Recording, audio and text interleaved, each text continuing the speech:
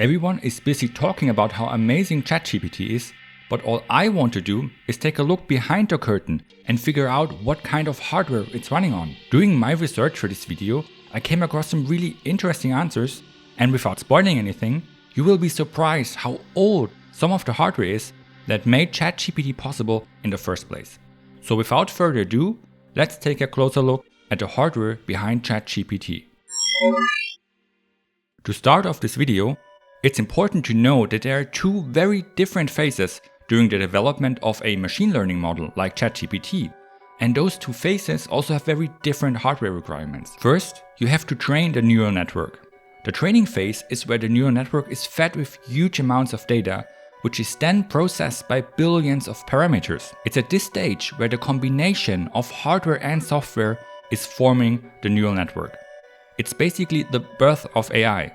The hardware requirements during the training stage are massive, because it has to handle insanely large amounts of data being run against billions of different parameters, and repeat that process over and over again. What we are currently experiencing as ChatGPT is the so-called inference phase, where a already fully trained and working neural network is applying its learned behavior to new data, like your inputs and questions. Running inference is, in general, less resource intensive, at least when it comes to raw compute power.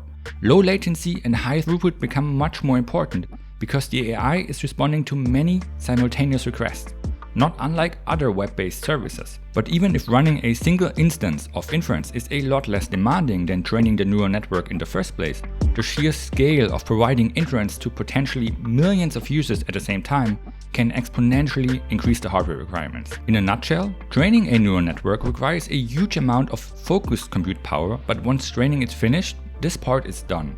Using the neural network, which is called inference, has a much lower base hardware requirement, but deploying the AI to many users at the same time can greatly increase those requirements. Now that you know the basic difference between AI inference and training, let's figure out what specific hardware was used to train the neural network of ChatGPT, before we then take a look at the systems running the inference process. Of course, Microsoft and OpenAI are trying to keep the exact hardware configuration a secret.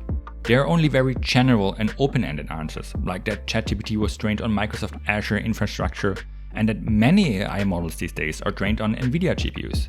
But of course, that won't deter us from finding out more. In May of 2020, almost 3 years ago, Microsoft announced a new supercomputer built exclusively for OpenAI to train GPT-3, which is a predecessor to the machine learning model used for ChatGPT. Microsoft wasn't very specific, but revealed that the supercomputer was using more than 285,000 CPU cores and over 10,000 GPUs. Microsoft also claimed that this supercomputer would place within the top 5 of the top 500 supercomputer list, which at the time had to be over 100 petaflops peak performance. And even though Microsoft tried to hide the specific hardware used in that supercomputer, they weren't very successful, at least when it comes to the GPUs. A scientific paper about large language models published by OpenAI in July of 2020 reveals, and I quote, "All models were trained on V100 GPUs on part of a high bandwidth cluster provided by Microsoft. This information is all we need, because while 285,000 CPU cores are nothing to scoff at,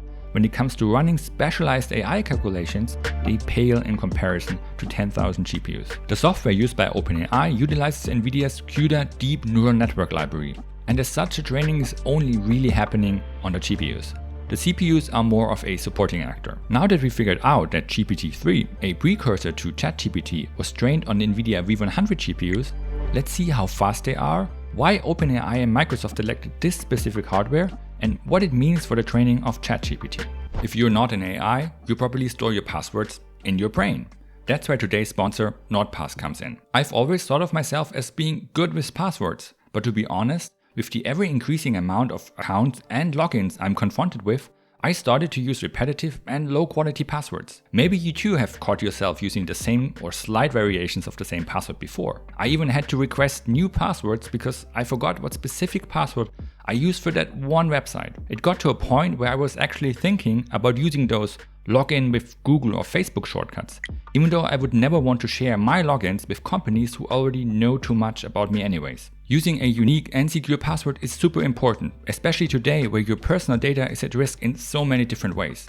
All it takes is a single database breach or a website that didn't properly store and hash your passwords. NordPass provides a robust and secure solution. You know, I like to dig a little bit deeper, and with NordPass, all your passwords are encrypted locally using XCHA20 encryption, which is a faster and more secure option compared to AES. Security isn't the only advantage of NordPass. Convenience is my motivation for using a password manager, but NordPass does it really well.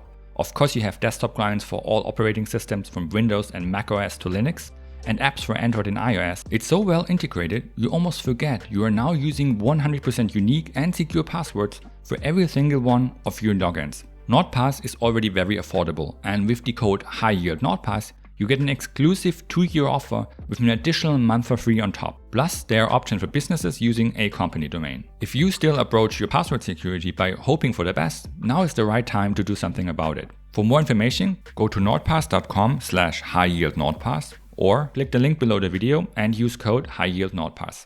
With that, let's get back to Nvidia's V100 GPUs and why they were chosen by Microsoft and OpenAI. Nvidia's Volta architecture, that's what the V in V100 stands for, is a really interesting design for 2 distinct reasons. First, it introduced a major architectural change over all previous Nvidia GPUs. And second, from today's point of view, it's actually really old hardware.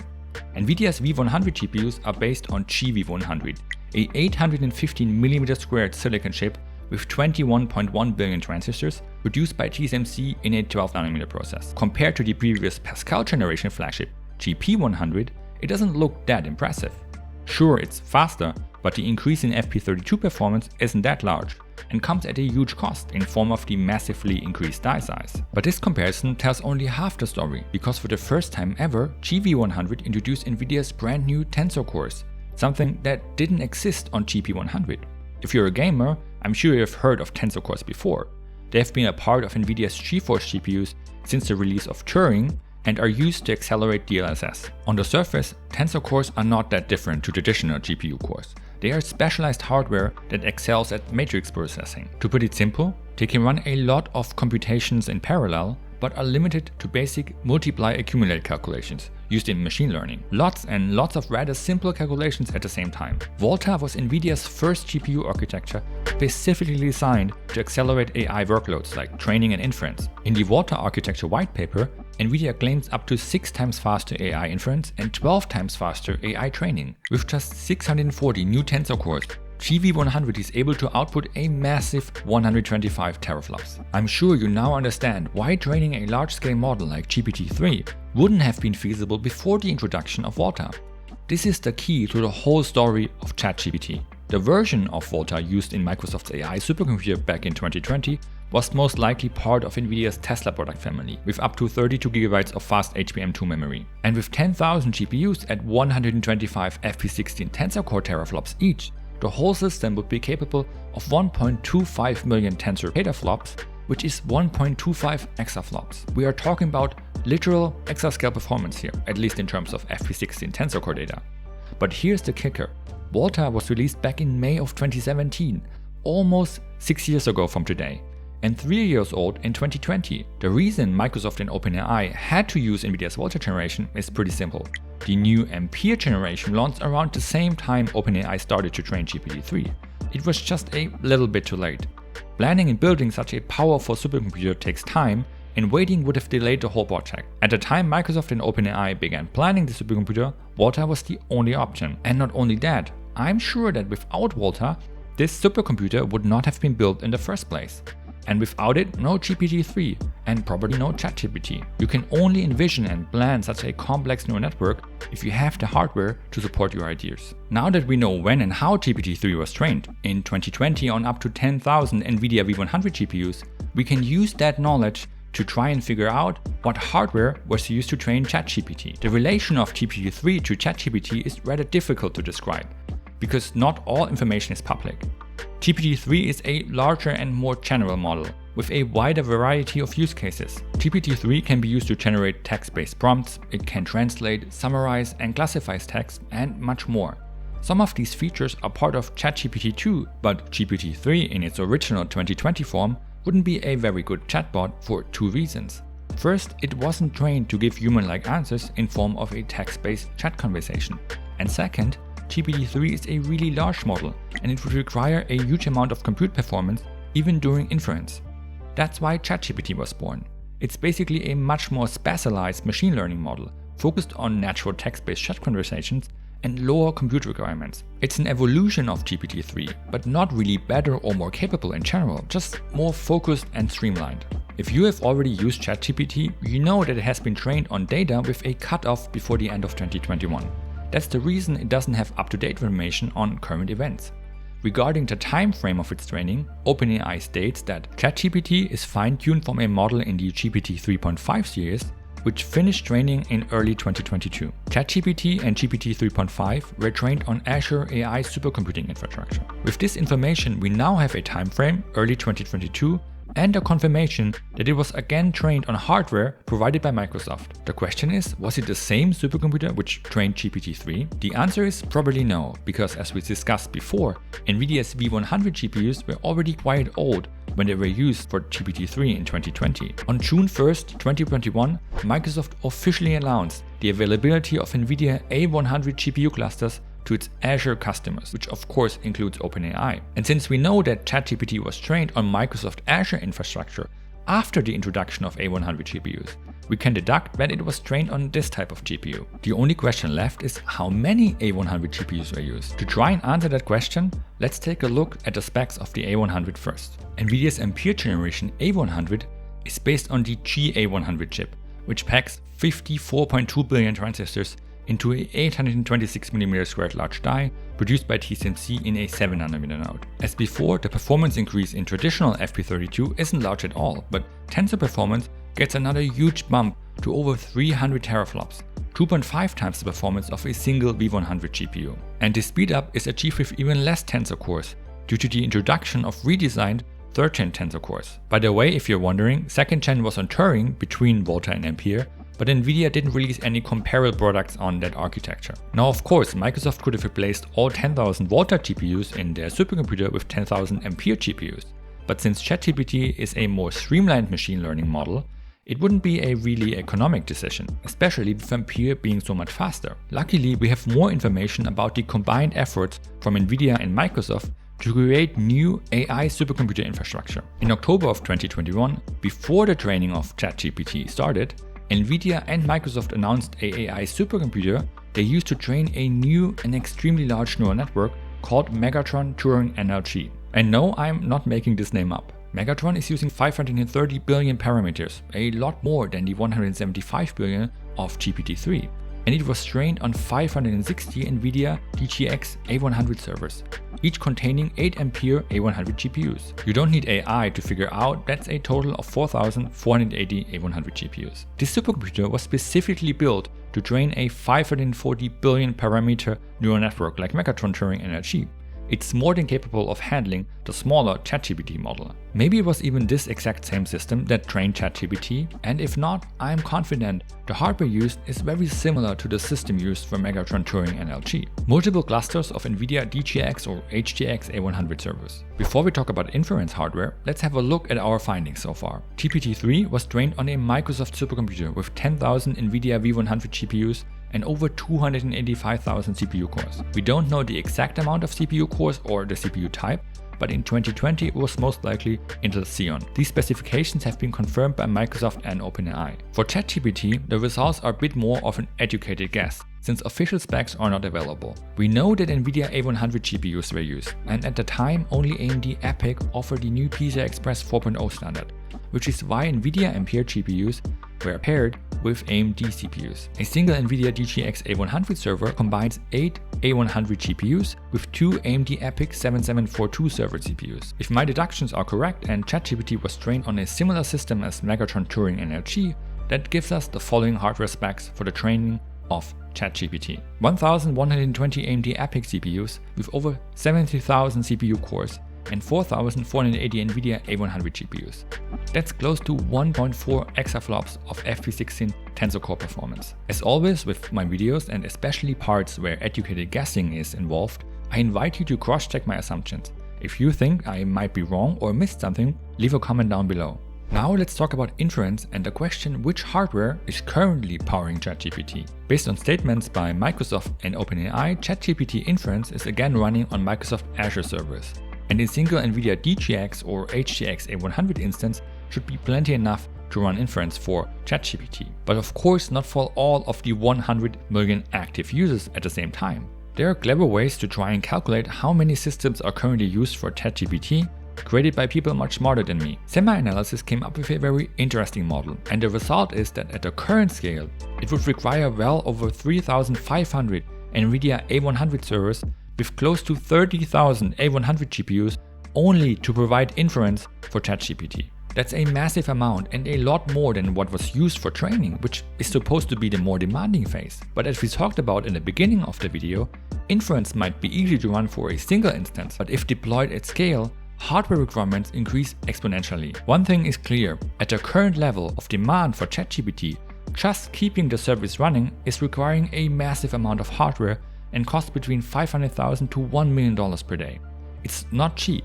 Right now, the publicity is definitely making it worth it for Microsoft and OpenAI, but in the long run, such a system most likely won't be able to stick to a free-to-use model, unless better and more efficient hardware reduces the cost of running inference at scale. And there's a lot of new hardware on the way. So far we talked about Volta and Ampere, but Nvidia's Hopper generation has been shipping for a while now, providing another level up in AI performance. Compared to Hopper, Ampere and Volta almost seem tiny. GH100 has a massive 80 billion transistors on an 840mm² die produced in TSMC's 4nm node. This time, even the speedup in traditional FP32 performance is quite large, with over 3 times the flops of GA100. But the tensor core speedup takes the cake, delivering 1000 teraflops of tensor performance for a single Nvidia H100 GPU. And it doesn't stop there. Nvidia also introduced a new Int8 mode with 2000 TOPS, specifically tailored for AI demands. The entire hardware industry is starting to shift its focus on architectures specifically designed to accelerate AI workloads. In 2017, Nvidia was entering uncharted territory with their Volta GPUs, and its largest competitor, AMD, was focused on releasing its first generation Ryzen CPUs and avoiding bankruptcy. In 2023, AMD has been completely transformed as a company, and upcoming CDNA 3-based MI300 GPUs will provide strong competition for Nvidia, especially when it comes to AI workloads. I will look at CDNA 3 and MI300 in an upcoming video, so make sure you subscribe if you're interested. And GPUs are not the only product focused on AI. More and more so-called newer processing units and AI engines are being developed. These are chips with only one focus: run AI training and inference as fast and as efficient as possible. Jim Keller, a legendary semiconductor engineer who worked on the original AMD Athlon 64 and AMD's Combat Zen architecture, now works at Tenstorrent, a company focused on designing pure AI and machine learning focused processors. It seems like hardware currently only has one single focus: AI, AI, and even more AI. While working on the script for this video, I watched a video from Tom Scott, where he voiced his thoughts and opinions about AI. He was trying to compare it to the rise of the internet, but wasn't sure how far along the curve we are with machine learning. Is ChatGPT only the beginning, his so-called Napster moment, or are we already close to the top of what's possible? And while I can't answer the question, looking at AI from a hardware point of view paints a pretty clear picture. Current high-end machine learning models like GPT-3 were trained on what I would call first-gen AI hardware, and even the highly praised and disruptive ChatGPT only used Nvidia's second-gen Ampere GPUs, a product released almost 3 years ago. What we are currently experiencing are AI models planned and trained on last-generation hardware. Everyone talks about the future of AI, but I can't help and point out that we don't even have to wait for the future. Hopper released last year and has been shipped to customers in volume for a while now. Just imagine the kind of AI models you could train on a supercomputer with 10,000 Nvidia H100 GPUs compared to how 10,000 V100 GPUs trained GPT-3. It will take a while for the public to get access to these new AI models, but they are already possible today. With more money flowing into AI, hardware to accelerate it will advance even more rapidly. We have seen how fierce competition between Intel and AMD affected the CPU market, and I'm sure Nvidia and AMD will fight for AI. AI progress is hardware bound, and the hardware is just getting started. In only a few years' time, training a model like ChatGPT will be part of your average machine learning course in college, and running inference is done on a dedicated AI engine inside of your smartphone. There is basically no limits, which is amazing and scary at the same time. In my opinion, ChatGPT isn't a Napster moment. It's more like pets.com. People use it and it's popular, but the real AI Napster moment will be something where we don't have to ask ourselves the question. It will be strikingly obvious for everyone to see. Thanks again to NordPass for sponsoring this video. I know passwords are something we don't like to talk about, but using unique and secure passwords to protect your personal data has never been more important. Click the link below the video and use code HIGHYIELDNordPass. I hope you found this video interesting. If you did, you know what to do, and see you in the next one.